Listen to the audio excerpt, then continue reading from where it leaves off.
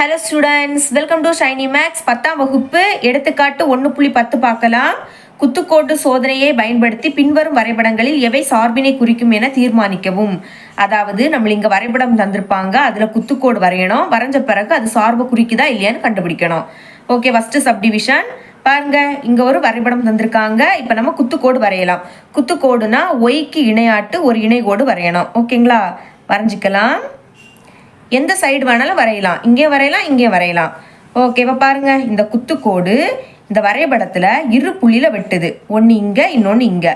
வேணா இந்த புள்ளிக்கு நேம் கொடுக்கலாம். இது P, இது Q. இந்த மாதிரி ரெண்டு புள்ளியில் வெட்டுச்சுன்னா அது சார்பை குறிக்காது. அப்போ இதோட ஆன்சர் என்னது? சார்பை குறிக்காது. எழுதிக்கலாம். வரைபடத்தில் குத்துக்கோடு இரு புள்ளிகளில் வெட்டுவதால் இது ஒரு சார்பினை குறிக்காது. சரிங்களா, ரெண்டு புள்ளியில் வெட்டுச்சுன்னா சார்பை குறிக்காது. ஒரு புள்ளியில் வெட்டினா மட்டும்தான் சார்பை குறிக்கும். ஓகே, இனிமேல் செகண்ட் சப்டிவிஷன். இங்கே நம்ம குத்துக்கோடு வரையலாம். ஓகே, இங்கே அம்புகுறி. இங்கே பாருங்க, இந்த வளைவரையில் ஒரு புள்ளியில் தான் வெட்டுது.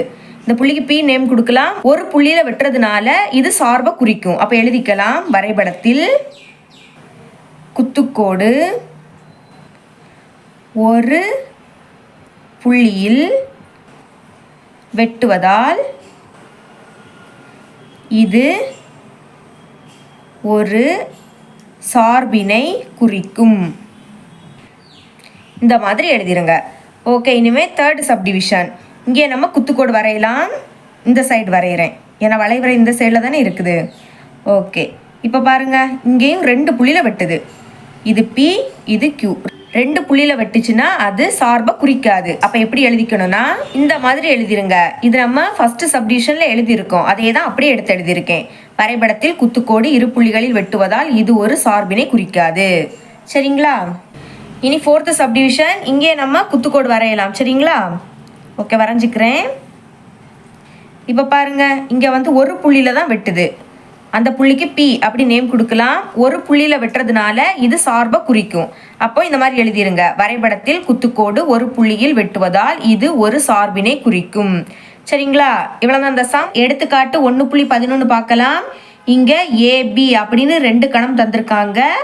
F from A to B, அதாவது A to B அப்படின்னா F of X கொடுத்துருக்காங்க பார்த்தீங்களா. இதில் எக்ஸுடைய பிளேஸில் ஏயோட ஒவ்வொரு உறுப்பையும் பிரதியிடும் போது நம்மளுக்கு ஆன்சர் Bயில் இருக்கக்கூடியது கிடைக்கும். அதை தான் நம்ம ஃபஸ்ட்டு செக் பண்ணணும். என கொடுக்கப்பட்டுள்ளது இச்சார்பினை கொண்டு 4 சப்டிவிஷன் கேட்குறாங்க. முதல்ல என்ன பண்ணணும்? F of X எழுதிக்கிட்டு எக்ஸோட பிளேஸில் ஏயோட ஒவ்வொரு உறுப்பையும் பிரதியிட போகிறோம். பிரதியிட்டு ஆன்சர் வந்து Bயில் இருக்கக்கூடியதான் கிடைக்குதான்னு செக் பண்ணுறோம். ஓகேங்களா, ஓகே, அதுக்கு F of X அதை அப்படியே எடுத்து எழுதிக்கலாம். F of X equal to 3x - 1. இதை அப்படியே எடுத்து எழுதிக்கிட்டேன். இனி கொஸ்டினில் தந்திருக்க A அதையும் அப்படியே எடுத்து எழுதிக்கலாம். A is equal to 1, 2, 3, 4. அப்புறமாட்டு B அதையும் எடுத்து எழுதிக்கலாம். B is equal to 2, 5, 8, 11, 14. சரிங்களா, அதையும் அப்படியே எடுத்து எழுதிக்கிட்டேன். இப்போ நான் ஃபஸ்ட்டு எக்ஸுக்கு பதில் 1ன்னு பிரதியிட போகிறேன். அப்போ X equal to 1 பிரதியிடலாம்.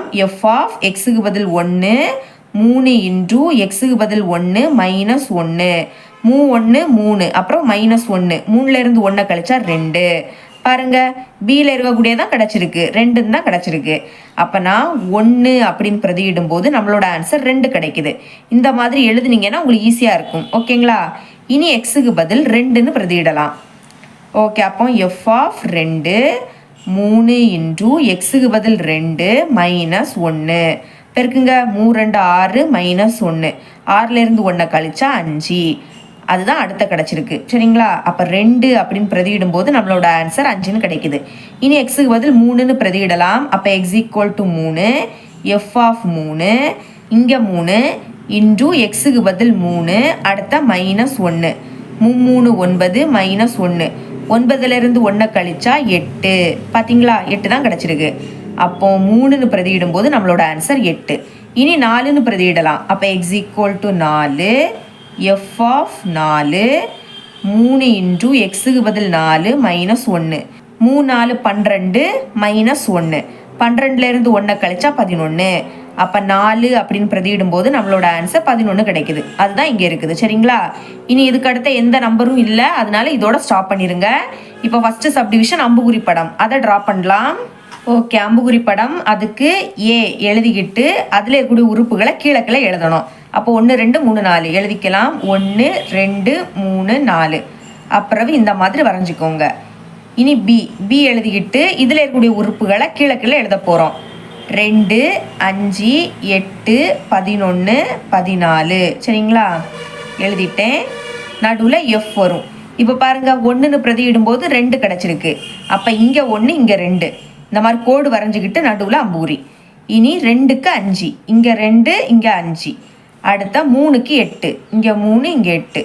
அப்புறம் 4க்கு 11, இங்கே 4 இங்கே 11. இதுதான் நம்மளோட அம்புகுறி படம். இனி செகண்ட் சப்டிவிஷன் அட்டவணை. ஓகே, பாருங்கள், இந்த மாதிரி அட்டவணை வரைஞ்சிடுங்க. அப்புறம் ஃபஸ்ட்டு எக்ஸோட மதிப்பு பிரதியிட்டோம். அப்படி பிரதியிடும்போது எஃப் ஆஃப் எக்ஸோட ஆன்சர் என்ன கிடச்சோ அதை இங்கே எழுதிக்கணும். ஓகே, இப்போ பாருங்கள், 1ன்னு பிரதியிடும்போது நம்மளுக்கு 2 கிடச்சி. அப்போ மேலே 1 கீழே 2. இனி 2ன்னு பிரதியிடும்போது 5, இங்கே 2 இங்கே 5. 3ன்னு பிரதியிட்டா 8ன்னு கிடச்சி. இங்கே 3 இங்கே 8. அப்புறம் 4ன்னு பிரதியிடும்போது 11. அப்போ 4 11. இந்த மாதிரி அட்டவணை போட்டுருங்க. சரிங்களா? இங்கே மொத்தமாக 4.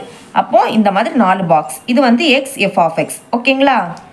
இனி தேர்ட் சப்டிவிஷன் வரிசை ஜோடிகளின் கணம். ஓகே, எழுதிக்கலாம். வரிசை ஜோடிகளின் கணம், இதை நான் எஃப் அப்படின்னு எடுத்துக்க போகிறேன். கணம் அப்படின்னு கேட்குறதுனால கணத்துக்கான ப்ராக்கெட். இனி இங்கே 4 எழுதியிருக்கேன் பார்த்தீங்களா ப்ராக்கெட்டுக்குள்ளே, இதை அப்படியே வரிசையை எடுத்து எழுதிருங்க. ஃபஸ்ட்டு 1, 2 எழுதிக்கலாம். 1, 2. அடுத்த வந்து 2, 5 எழுதிக்கிறேன். 2, 5. அப்புறம் 3, 8. 3, 8. அடுத்த 4, 11. 4, 11. இவ்வளோதான். ஓகேங்களா? அப்புறமாட்டி என்னது, வரைபடம் ஆகியவற்றை குறிக்க. அதை வரைஞ்சிக்கலாம். ஃபஸ்ட்டு எக்ஸ் அச்சு ஒய் அச்சு இதை நீங்கள் ட்ரா பண்ணணும். பிறகு நம்மளுக்கு வந்து ஏல வந்து 1ல் இருந்து 4 வரை இருக்குது. அப்போ எக்ஸ் அச்சில் 1ல் இருந்து 4 வரை எழுதினா போதும். பியில் வந்து 2ல் இருந்து 14 வரை. அப்போ நீங்கள் பியில் 14 வரை எழுதிக்கணும். ஓகேங்களா? இப்போ குறிக்கலாம். 1க்கு 2, அதாவது ஃபஸ்ட்டில் இருக்கக்கூடியது எல்லாமே எக்ஸ் அச்சு, செகண்டில் இருக்கக்கூடியது ஒய் அச்சில் பார்க்கணும். 1ல் 2, அப்போ எக்ஸ் அச்சில் 1, ஒய் அச்சில் 2. அப்போ 1க்கு நேராக 2க்கு நேராக புள்ளி இங்கே வரும். அடுத்த புள்ளி இங்கே எழுதிக்கணும். 1, 2. இனி 2க்கு 5, எக்ஸ் அச்சில் 2, ஒய் அச்சில் 5. அப்போ 2க்கு நேராக 5க்கு நேராக இங்கே வரும். எழுதிக்கலாம். 2, 5. அடுத்த 3க்கு 8, அதாவது எக்ஸ் அச்சில் 3, ஒய் அச்சில் 8. அப்போ 3க்கு நேராக 8க்கு நேராக இங்கே வரும். எழுதிக்கலாம். 3, 8. அடுத்த 4க்கு 11, எக்ஸ் அச்சில் 4, ஒய் அச்சில் 11. அப்போ 4க்கு நேராக 11க்கு நேராக இங்கே வரும். சரிங்களா? அப்போ எழுதிக்கலாம். 4, 11. இந்த மாதிரி புள்ளிகளை வரைபடத்தில் குறிக்கணும். ஓகேங்களா? இது ரொம்பவே இம்பார்ட்டண்டான ஒரு 5 மார்க் கொஸ்டின். எடுத்துக்காட்டு 1.12 பார்க்கலாம். கிடைமட்ட கோடு சோதனையை பயன்படுத்தி கீழ்கண்ட சார்புகளில் எவை ஒன்றுக்கொன்றானவை என காண்க. அதாவது நம்மளுக்கு இங்கே வரைபடம் தந்திருப்பாங்க. இதில் கிடைமட்ட கோடு வரையணும். வரைஞ்ச பிறகு அது ஒன்றுக்கொன்றான சார்பா இல்லையான்னு கண்டுபிடிக்கணும். ஓகேங்களா? நம்ம எடுத்துக்காட்டு 1.10 குத்துக்கோடு வரைஞ்சிருப்போம். இங்கே வந்து என்னன்னா கிடைமட்ட கோடு. கிடைமட்ட கோடுனா எக்ஸ் அச்சுக்கு இணையாக கோடு வரையணும். சரிங்களா? ஓகே, வரைஞ்சிக்கிறேன். எடுத்துக்காட்டு 1.10 ஒய் அச்சுக்கு இணையாக குத்துக்கோடு வரைஞ்சிருப்போம். இங்கே வந்து கிடைமட்ட கோடுனா நீங்கள் எக்ஸ் அச்சுக்கு இணையாக தான் வரைஞ்சிக்கணும். ஓகே, இப்போ நான் வரைஞ்சிட்டேன். இப்போ பாருங்கள், இந்த குத்துக்கோடு இந்த பிங்க் கலரில் லைன் போகுது பார்த்தீங்களா? இதில் ஒரே ஒரு புள்ளியில் தான் வெட்டுது. இந்த மாதிரி ஒரே ஒரு புள்ளியில் வெட்டுச்சுன்னா அது ஒன்றுக்கொன்றான சார்பை குறிக்கும். இதே இது ஒன்றுக்கு மேற்பட்ட புள்ளியில் வெட்டுச்சுன்னா அது ஒன்றுக்கொன்றான சார்பை குறிக்காது. சரிங்களா? இங்கே ஒரே ஒரு புள்ளியில் தான் வெட்டியிருக்கு. இந்த புள்ளிக்கு பி அப்படி நேம் கொடுக்கலாம். அப்போ இது என்னது, ஒன்றுக்கொன்றான சார்பை குறிக்கும். அப்போ எழுதிக்கலாம். வரைபடத்தில் கிடைமட்ட கோடு ஒரு புள்ளியில் வெட்டுவதால் இவை ஒன்றுக்கொன்றான சார்பினை குறிக்கும். இந்த மாதிரி எழுதிருங்க. ஓகேங்களா? இனி செகண்ட் சப்டிவிஷன். இங்கே நம்ம கிடைமட்ட கோடு வரையலாம், மேலேயும் வரையலாம், கீழே வரையலாம். நான் கீழே வரைஞ்சிக்கிறேன். ஓகே, வரைஞ்சிட்டேன். இங்கே பாருங்க, இங்கே வந்து 2 புள்ளியில் வெட்டுது. இந்த புள்ளிக்கு P நேம் கொடுக்கலாம், இந்த புள்ளிக்கு Q அப்படி நேம் கொடுக்கலாம். 2 புள்ளியில வெட்டி இருக்கிறதுனால இது ஒன்றுக்கொன்றான சார்பை குறிக்காது. அப்ப எழுதிக்கலாம், வரைபடத்தில் கிடைமட்ட கோடு இரு புள்ளிகளில் வெட்டுவதால் இவை ஒன்றுக்கொன்றான சார்பை குறிக்காது அப்படின்னு எழுதிருங்க. ஓகேங்களா? இனி தேர்டு சப்டிவிஷன். இங்கே நம்ம கிடைமட்ட கோடு வரையலாம். ஓகே, வரைஞ்சிட்டேன். இப்போ பாருங்க, இங்கே ஒரே ஒரு புள்ளியில தான் வெட்டுது. சரிங்களா? இந்த புள்ளிக்கு P ஒரு புள்ளியில வெட்டுறதுனால இது ஒன்றுக்கொன்றான சார்பை குறிக்கும். எழுதிக்கலாம். இந்த மாதிரி எழுதிருங்க. நம்ம ஃபர்ஸ்ட் சப்டிவிஷன்ல என்ன எழுதியிருக்கோமோ அதே தான் இங்கேயும் எழுதியிருக்கேன். வரைபடத்தில் கிடைமட்ட கோடு ஒரு புள்ளியில் வெட்டுவதால் இவை ஒன்றுக்கொன்றான சார்பினை குறிக்கும். சரிங்களா? இவ்வளோ தான் இந்த சம். இது உங்களுக்கு கிளியராக அண்டர்ஸ்டாண்ட் ஆயிருக்கும் நம்புறேன். தேங்க்ஸ் ஃபார் வாட்சிங்.